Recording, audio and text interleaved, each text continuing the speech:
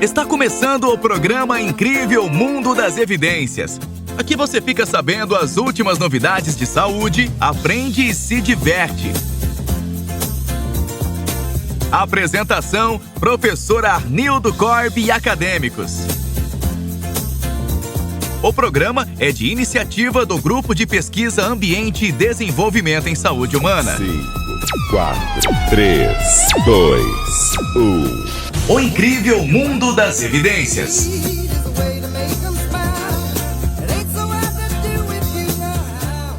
Hoje nós estamos aqui nos estúdios da rádio e vamos entrevistar o professor Daniel José da Silva, ele que é graduado em Biologia, mestrado na área de Ecologia e professor já há 23 anos, né, na rede estadual de educação e com experiência também em ensino profissional, né?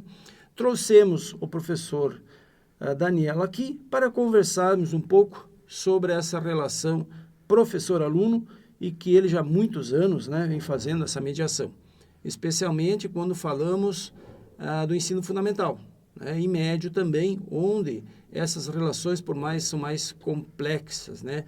Temos acompanhado nessa última semana alguns eventos não muito interessantes e que muitas vezes, enquanto professores, ficamos aí a pensar, né, em que medida ou aonde as falhas podem estar acontecendo, como a agressão que ocorrida em uma professora ali no Rio Grande do Sul, né? Uma agressão que não dá para medir as consequências para professor, inclusive para aqueles alunos que presenciaram o fato, para aqueles jovens, né? Afinal de contas, eram crianças que estavam ali, né? Jovens.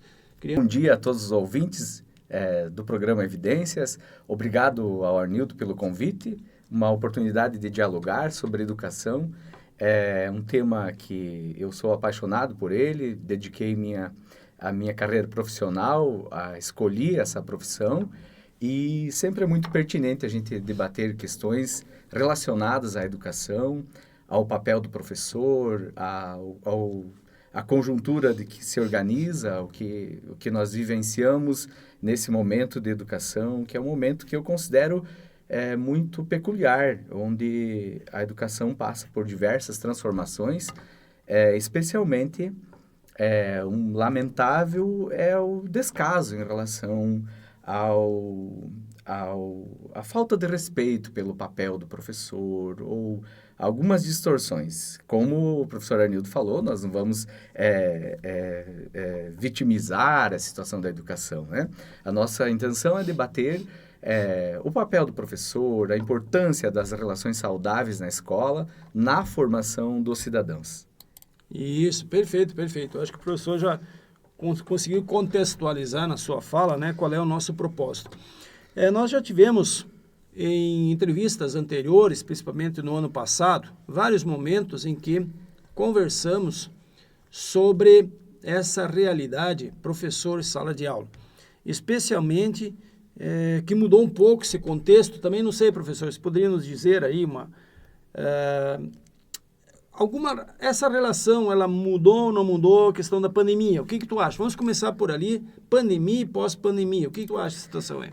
Então, eu atuei nesse momento de pandemia, eu atuei na gestão escolar. Então, dediquei um tempo e vivenciamos todo aquele tumulto, toda aquela mudança, toda aquela transformação da escola, que do dia para a noite a escola teve que ser fechada e continuar funcionando à distância. Então, eu gostaria aqui de mandar um grande abraço a todas as pessoas que trabalharam nas coordenações pedagógicas, que trabalharam nas gestões escolares, que tiveram todo um papel importante nesse período para estar mediando a situação do aluno, o acesso do aluno às ferramentas, o acesso do aluno às informações, e também a questão dos professores, fazer uma ponte, porque muitos professores tiveram certa dificuldade de adaptação, foi um momento de aprendizado e teve a necessidade de muito empenho de muitas pessoas.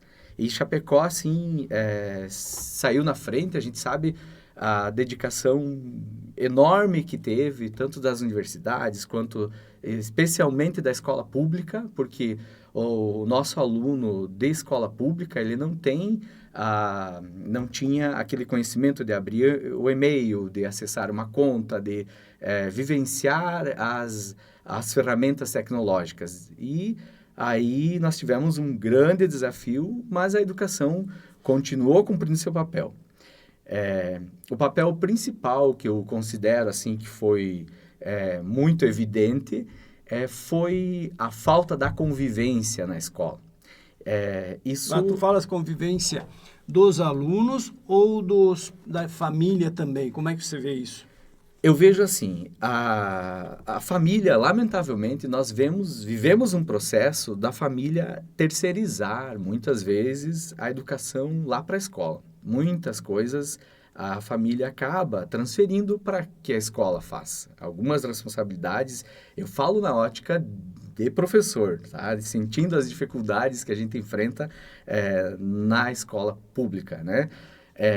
Talvez, professor, me permite, aquela ideia, aquele conceito de educação, mas não entende, acho que a educação seria o geral a escola fazer, quando na verdade a escola seria a competência dela apenas o ensino, né? Na verdade, né? O ensino, é uma mistura nessa questão de compreensão do que é a educação, né? Talvez esteja isso, né, professor? Mas a convivência tanto dos pais, a participação dos pais na vida escolar dos filhos, né?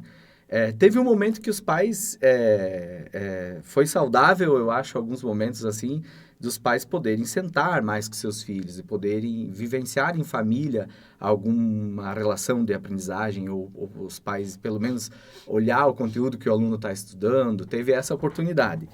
Mas eu me refiro muito à questão da convivência entre as crianças, entre os jovens. Esse momento, a pandemia marcou muito e deixou uma lacuna que a gente tem no dia a dia tentado suprir aí as demandas, né, que vêm desse período deixado pós-pandemia. Né? Isso.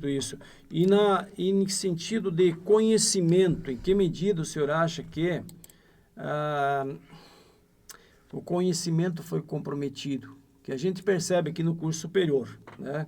Nós aí, anterior à nossa entrevista, conversamos um pouquinho aí sobre nosso bate-papo, sobre essa questão do perfil hoje dos jovens que estão chegando no curso superior. Isso é unânime, né?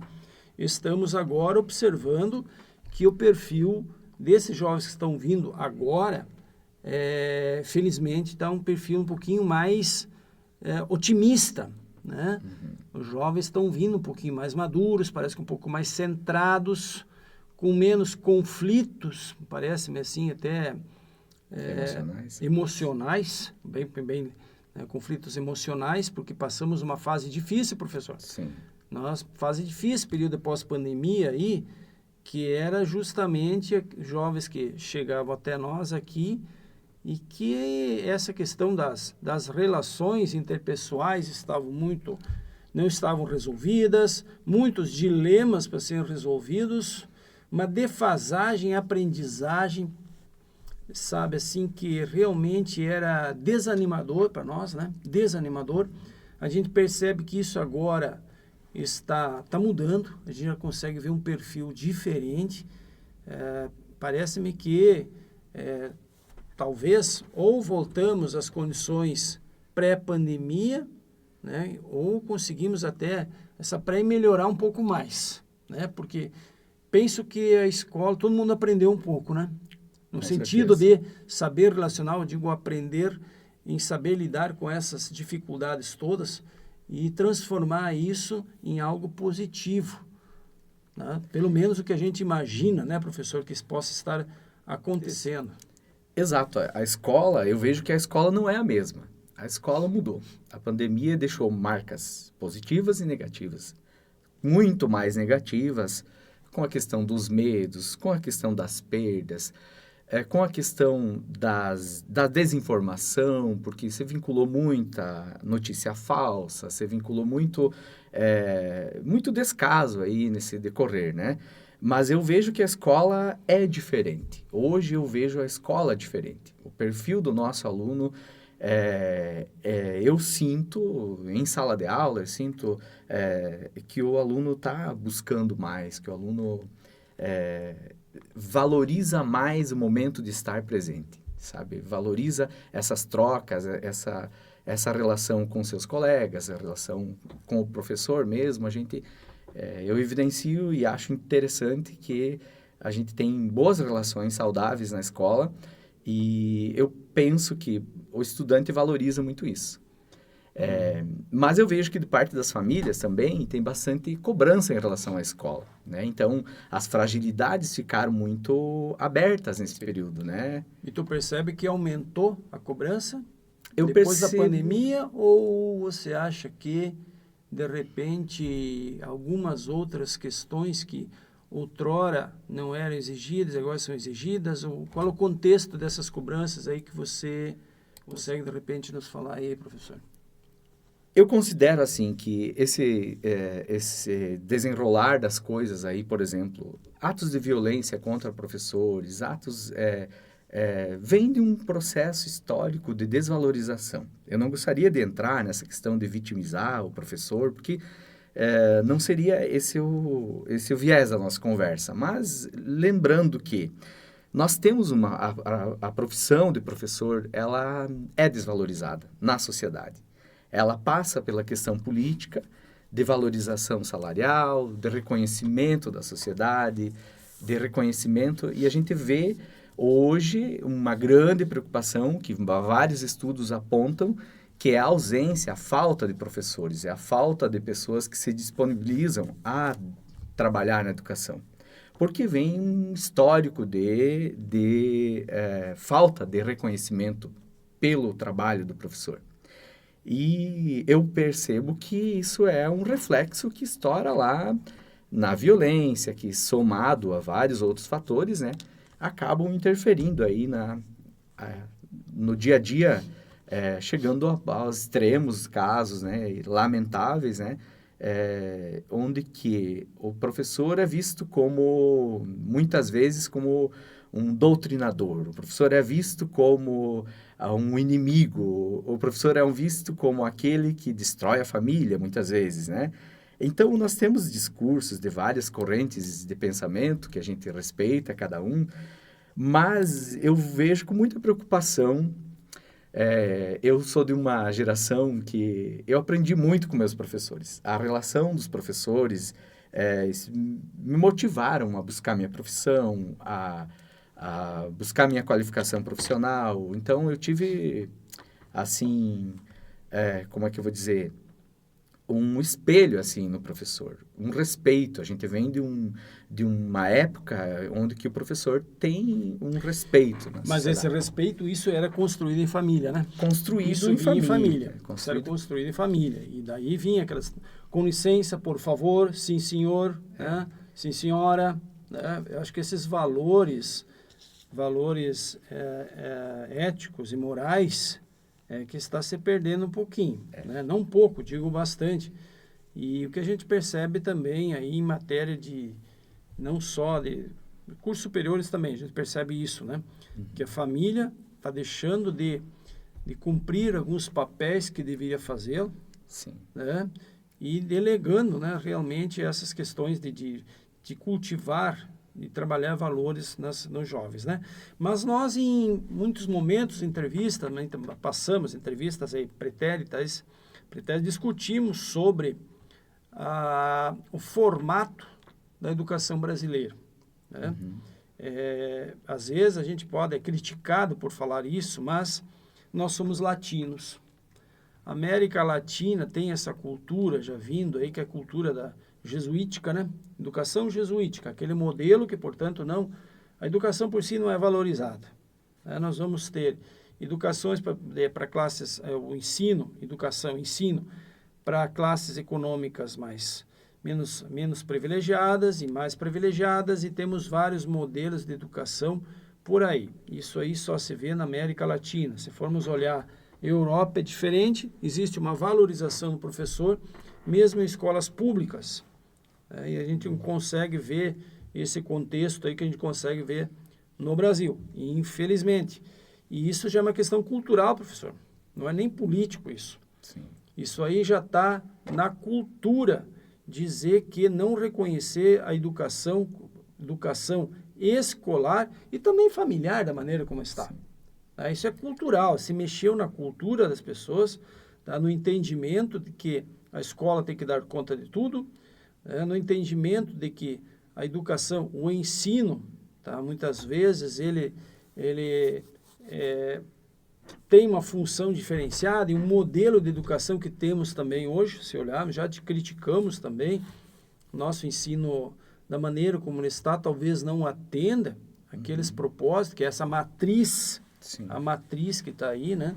Tá? Temos muitos jovens hoje fora da escola, né? Os chamados nem trabalham nem estudam, talvez pelo formato do modelo de educação que nós temos, não pelo trabalho que os professores desempenham, que o trabalho é excelente, mas se aquilo que é te dado, aquilo que é te oportunizado, dentro de as regras do jogo, né? As regras do jogo. Tá? Se muda as regras, olha, você tem um time, você tem uma lógica, você muda as regras do jogo, não dá, né? Então, algumas coisas assim ficam difíceis, como o ensino médio, eu imagino, 4 anos agora, como é que é o ensino médio? Olha, ele permanece, a carga horária aumentou, mas ele fica dentro dos 3 anos. Fica dentro dos 3 anos? Sim. Só a carga horária tem componentes curriculares que trabalham disciplinas que são ofertadas, uma parte que o aluno faz em casa e uma parte que o aluno desenvolve na escola.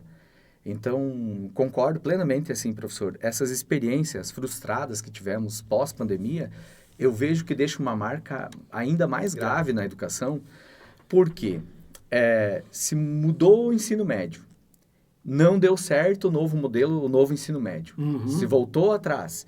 Eu acho que essas aventuras que são levadas, assim, à educação do país, elas, de fato, elas são, eu vejo que com maior preocupação do que foi a pandemia, sinceramente. Sim. Porque são experiências que nós temos, assim... Você faz experiências. Você faz experiências... Para ver se dá certo.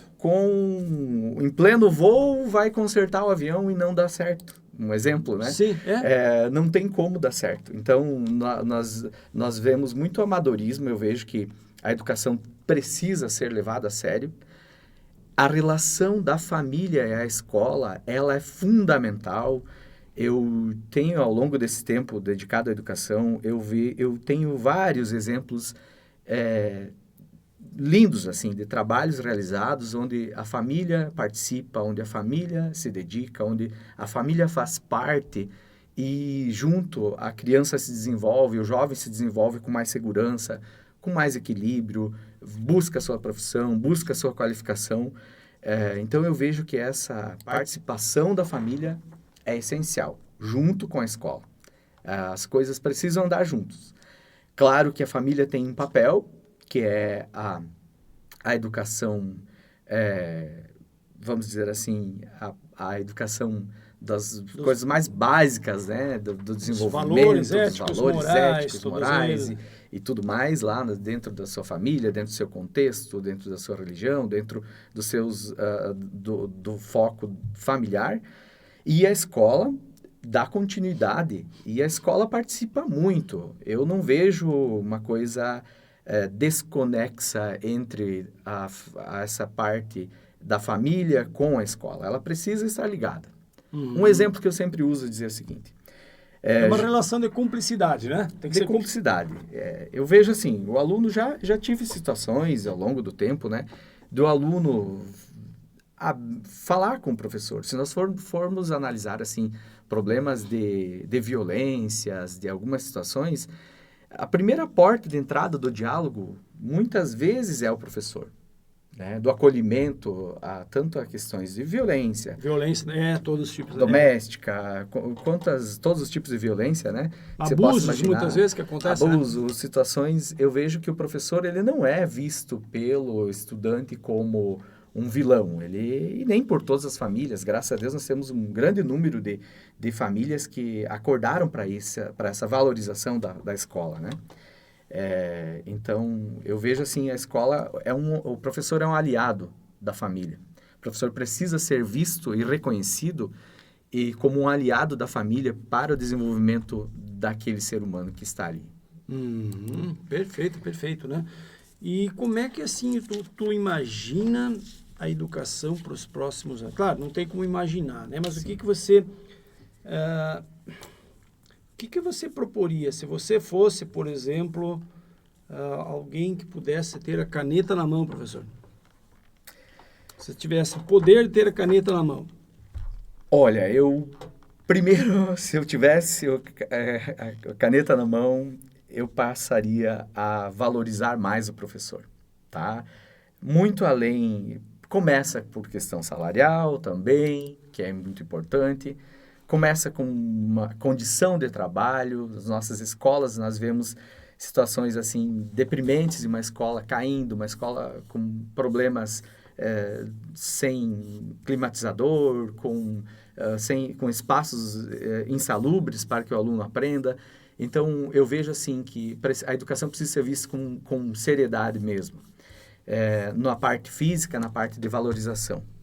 O professor não pode estar com tanta sobrecarga de trabalho. O professor precisa estar de bem para que ele possa desenvolver o seu papel, para que ele possa estar em equilíbrio para cumprir seu papel. Se tu me permite, assim, por exemplo, se a gente vamos pensar no professor de História ou Geografia. Se o professor não tem condições econômicas de viajar, de poder conhecer outras realidades, tá? Fica difícil, muitas vezes, trabalhar com jovens, quando aqueles jovens até têm essas condições. Você, professor, quer trabalhar em sala, olha, vamos tentar falar sobre a Palestina, por exemplo. Aí um aluno diz, professor, eu já estive lá. Sim. Vou falar sobre o Israel, outro lado do conflito. Eu já estive lá. E o professor não pôde experienciar isso. Sim.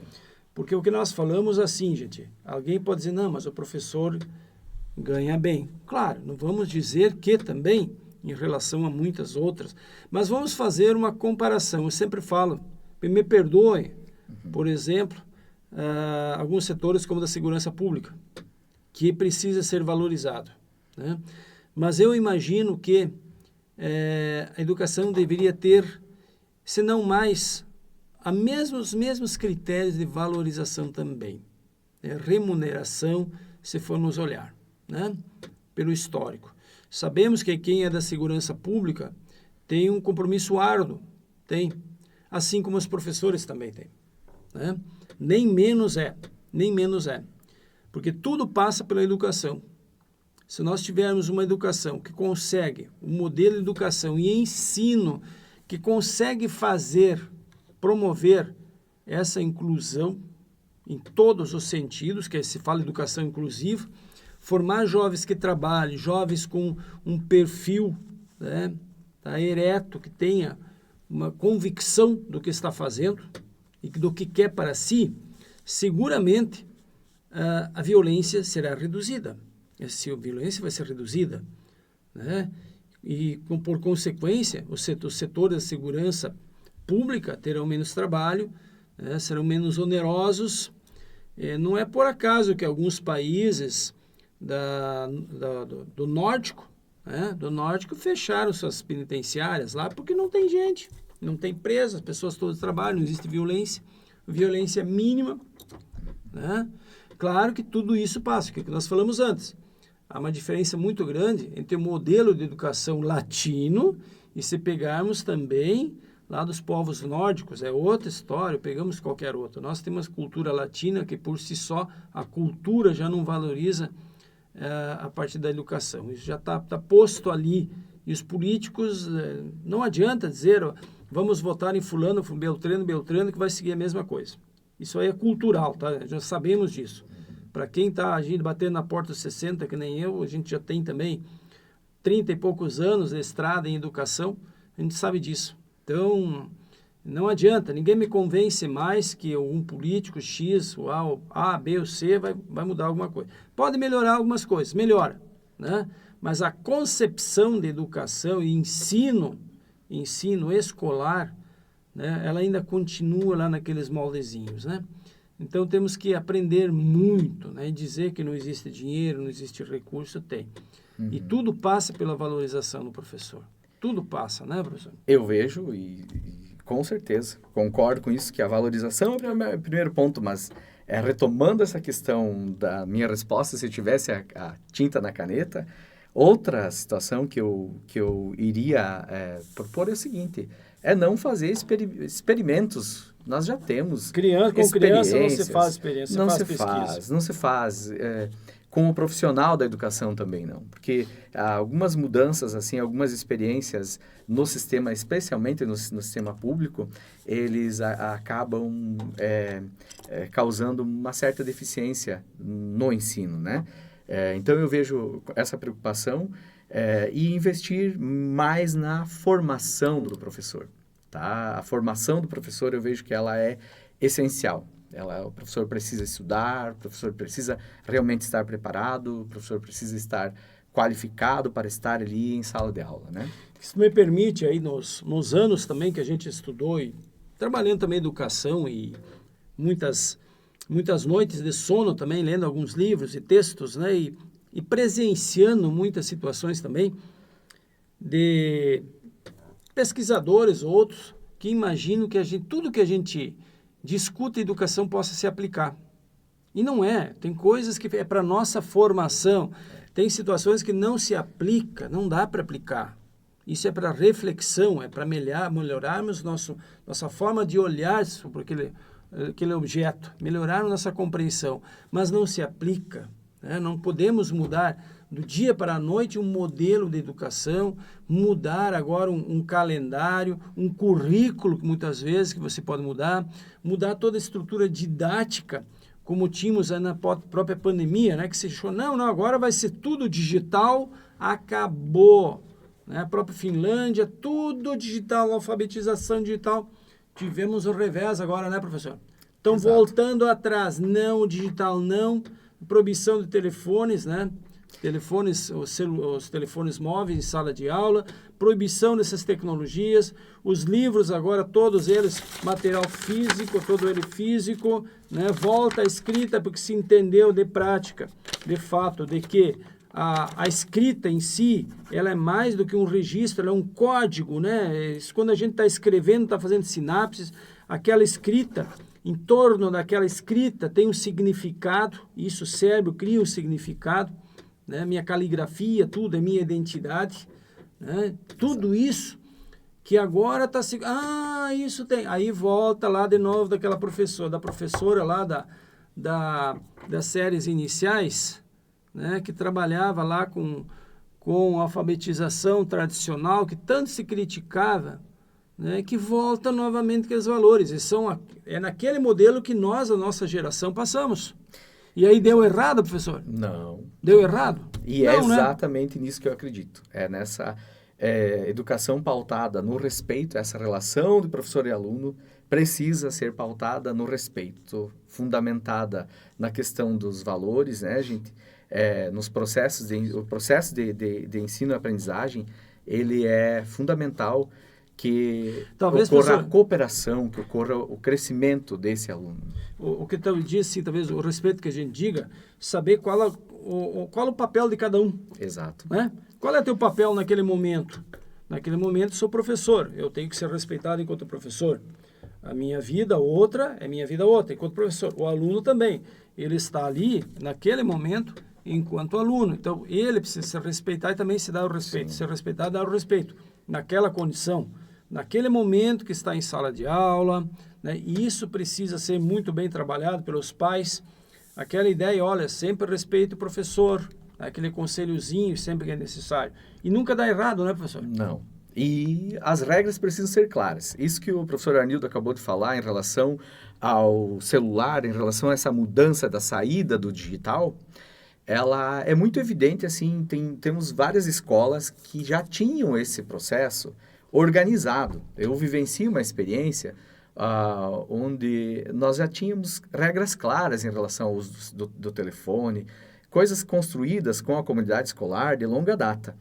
E foi tranquilo, essa transição do aluno deixar o celular de lado, essa nova lei aí que surgiu, já existia uma lei estadual em Santa Catarina desde 2008, né?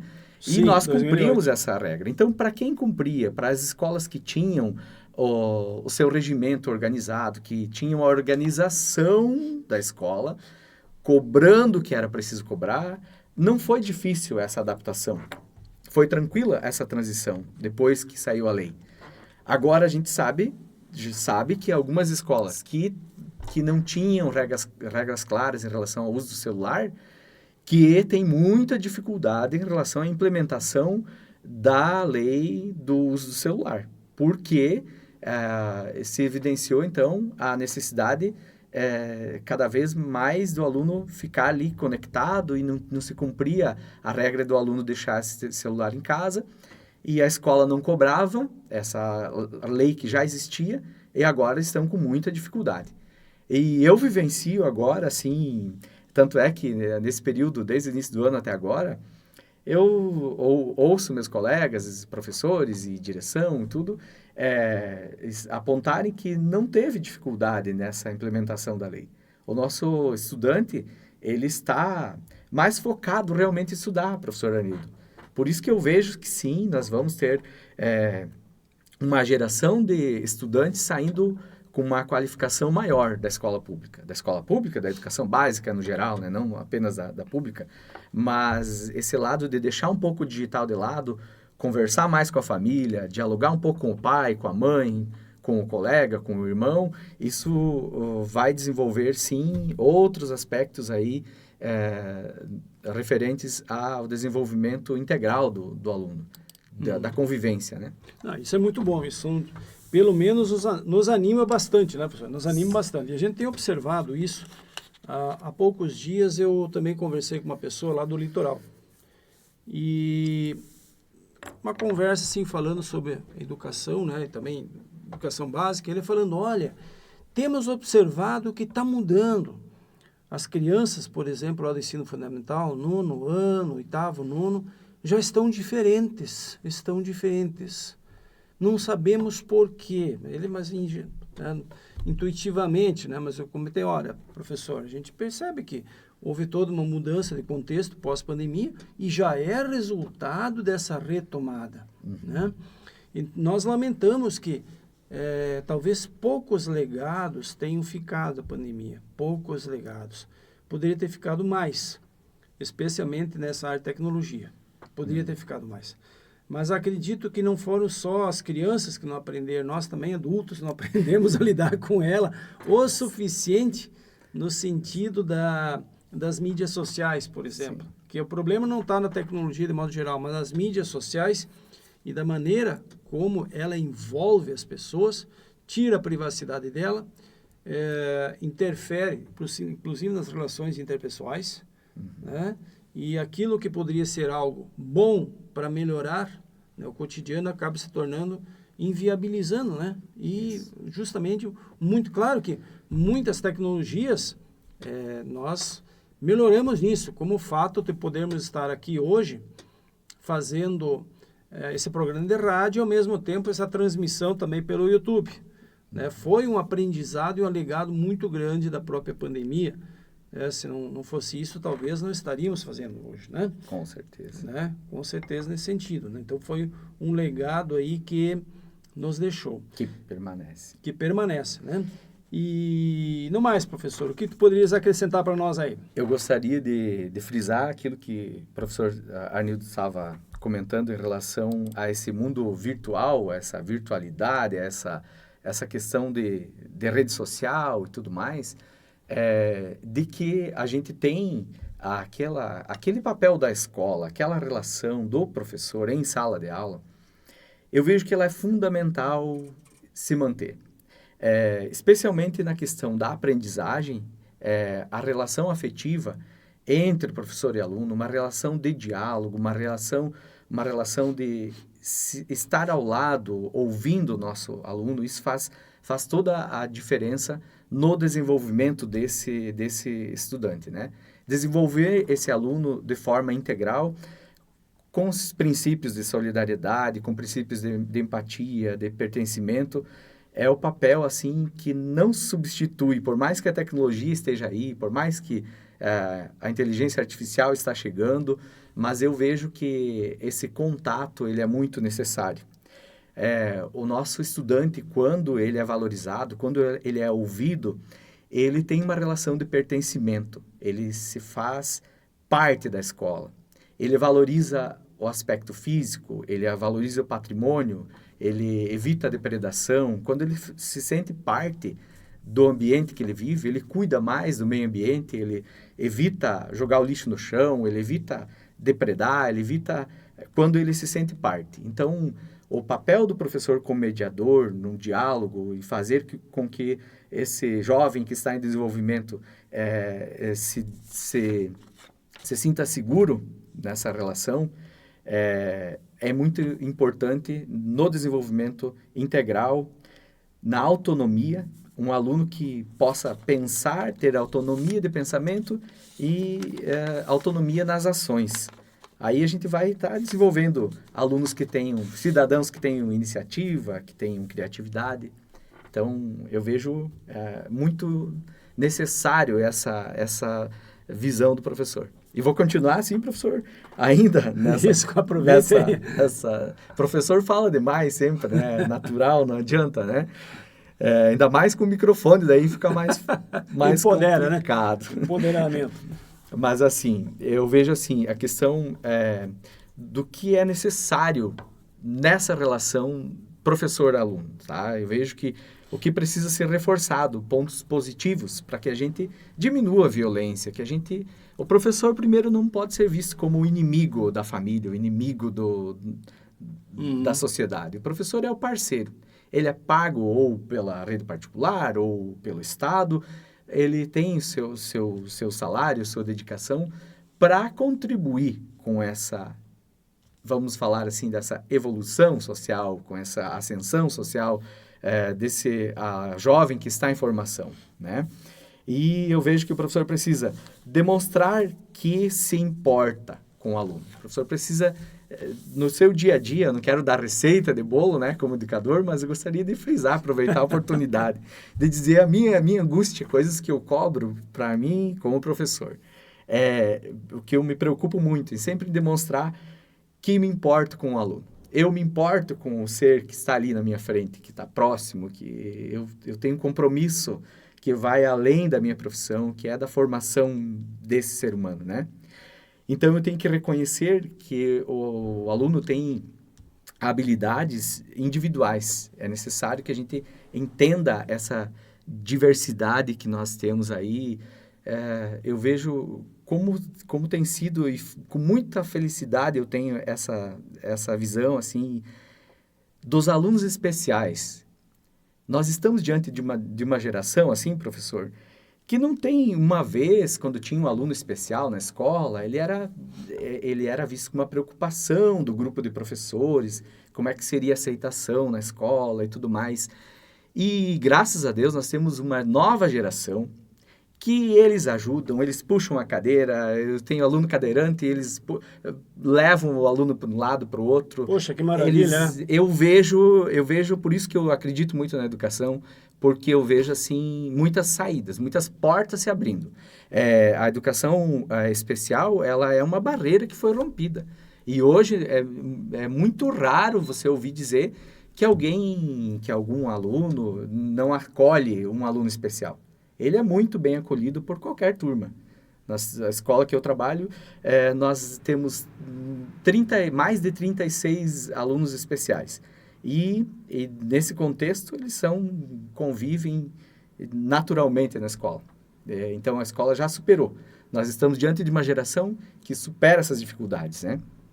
Voltando, então, à questão do que eu vejo que o professor precisa saber ouvir o estudante, desenvolver a empatia e o respeito a esse estudante, perceber que o aluno é o autor desse processo. O aluno não é um mero espectador, o aluno tem que fazer parte, isso tem que estar lá no PPP da escola, ou como é que chama na universidade? PPC, no caso. PPC da universidade, tem que olhar para esse aluno como um autor do processo, e não apenas um espectador, né? E admitir que eu aprendo com o aluno. Eu não apenas ensino, o aluno ensina, o aluno viaja para um lugar, o aluno traz dados, traz contexto familiar, traz várias situações que contribuem nessa formação. É que vivemos em outros tempos, né? As sociedades é diferente de uma época em que nós tínhamos comunidades assim mais longínquas e que o professor se deslocava até aquele local, uma comunidade, e o professor era o centro da referência e unicamente o conhecimento, né? Se olharmos hoje com todas as recursos digitais que temos aí, os conhecimentos, a produção científica, é claro, o professor tem que saber, né, orientar esse conhecimento e conduzi-lo. Exato. E ele, obviamente, tem que ter como é que posso te dizer, quem vai realmente determinar, né, por onde esse conteúdo, esse conhecimento deve seguir para que aquele objetivo seja atendido. E, obviamente, para isso também requer uma formação superior. O professor é aquela pessoa que deve sempre estar num degrau acima do aluno. Diferente do que muitas pessoas pensam, né? Não é isso, né? O fato do aluno participar do processo não quer dizer que ele vai fazer, mas o professor é quem vai reger esse processo, mas com o envolvimento dos alunos, eles sendo sujeitos do processo também. E não ao contrário, que muitas vezes se imaginava em alguns discursos que existiam por aí. Estou equivocado aí, professor? Concordo plenamente, professor, porque assim, essa modernização da educação, esse improviso de métodos de ensino daqui e dali, eu vejo que muitas vezes se perde a essência de que tem coisas que elas precisam se manter, não precisa trocar, mudar tudo na educação a todo momento. Tem valores, tem processos dentro da educação que precisam ser mantidos. Ao respeito e à hierarquia, ele vem de casa. O estudante, a criança precisa saber que a autoridade é o pai, é a mãe, ou o avô, a avó. Eu digo aquele que cria, aquele que cuida, né? O responsável pela criança, ele tem que ser respeitado. Ele tem que ser visto com respeito. E isso tem que transpor lá para a escola. O professor precisa ser respeitado. Naquele espaço, espaço. Naquele espaço. O diretor, a diretora precisa ser respeitado. Então, é uma questão de cidadania que o nosso jovem, que a nossa criança em desenvolvimento, ela aprenda a respeitar as hierarquias. Isso não cai de moda. O respeito é um dos valores que, na nossa sociedade, que não pode cair de moda, não pode ter papel invertido do aluno mandar e desmandar. Não, o aluno precisa ter limites, precisa ter... Ele pode ser crítico, como diz, né? Crítico, mas o crítico que se questiona não é aquele crítico que fica questionando o modelo da escola, não. A criticidade, ela precisa vir em cima do conhecimento científico, né?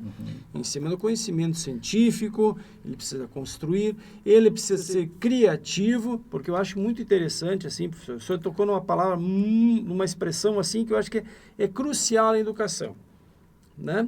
Muitas vezes se fala muito, o aluno precisa ser crítico, né? Não.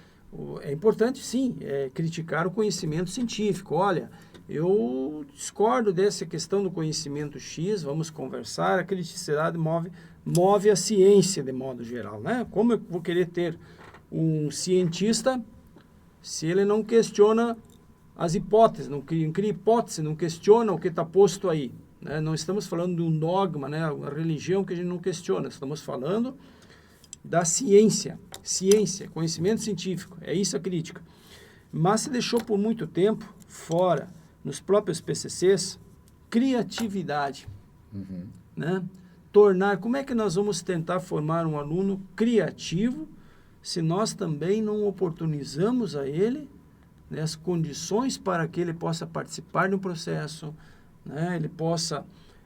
por exemplo, se olharmos as tecnologias, isso aqui, tecnologia tira a criatividade da pessoa e está posto aí, uma queda, inclusive, né, no QI dos jovens, está se observando, o Japão também testou isso, queda no QI em função da criatividade, está perdendo criatividade, né?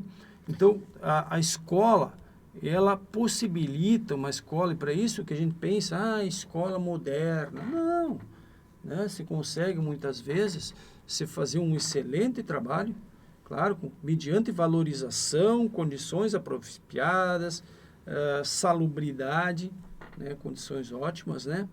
Mas um ambiente favorável. Tu tem que ter um ambiente para isso acontecer, né, professor? Com certeza. Aí entra muito o papel da gestão escolar, da organização dos cursos de formação no ensino superior, das ações da escola, falando de escola da educação básica, em promover atividades diversificadas, que o estudante possa manifestar os seus anseios, as suas angústias, que o estudante, a escola, a universidade precisa proporcionar a participação, ouvir o nosso estudante, ouvir o que ele tem para dizer.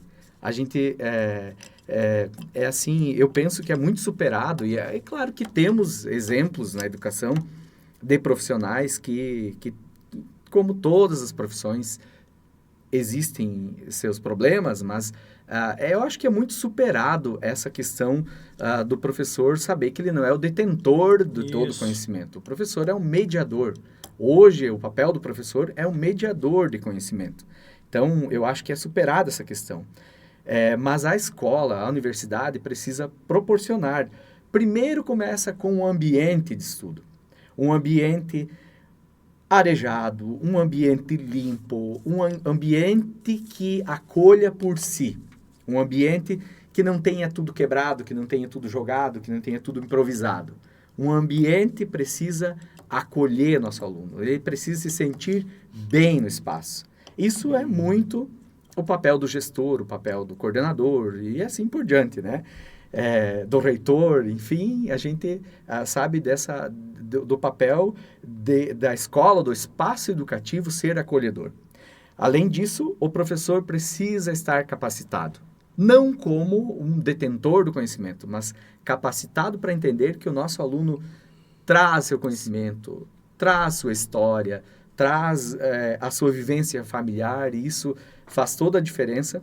Você ter uma parceria para, a partir daquele conhecimento, o aluno ter criatividade e iniciativa de ir além na sua formação. Isso. Então, nós tivemos aí a oportunidade de ouvir o professor Daniel, né? Ele que tem uma história, um nível de respeitabilidade construído muito grande na rede estadual e no município, né? Então, uma pessoa já, além de professor, figura pública muito querida, né, respeitosa, e quem o conhece, né, o que é muito bem. E o professor sabe o que está falando. Sabe o que está falando pelos anos de experiência, professor, gestor, né, da escola, sabe. Então, ele é uma fonte de referência de conversas como essa que nós tivemos aí. Conversas que nos trouxeram, certamente, as ouvintes, né, nos acompanharam até o momento, uma expectativa ainda positiva, da educação, e dizer que o que está se fazendo está valendo a pena ainda vale a pena, e não podemos desistir, né, professor? Com certeza. Eu agradeço a oportunidade de dialogar com isso, estendo aqui a minha fala para os pais que estão ouvindo. Acreditem na educação do seu filho, sonhem com ele, priorizem, ouçam o que ele tem para dizer, participem da vida escolar. As escolas montam seus planos de ensino em conjunto com as famílias. Então, seja um pai participante na escola, atuante na vida escolar do seu filho, que isso vai fazer toda a diferença. Não é o dinheiro que se gastou para reformar um banheiro, para reformar uma casa, que vai ficar na memória do seu filho. O que vai ficar na memória do seu filho é aquele momento que você tirou para conviver, para estar próximo, o aconchego, a segurança que esse aluno vai ser um profissional, um cidadão aí para frente.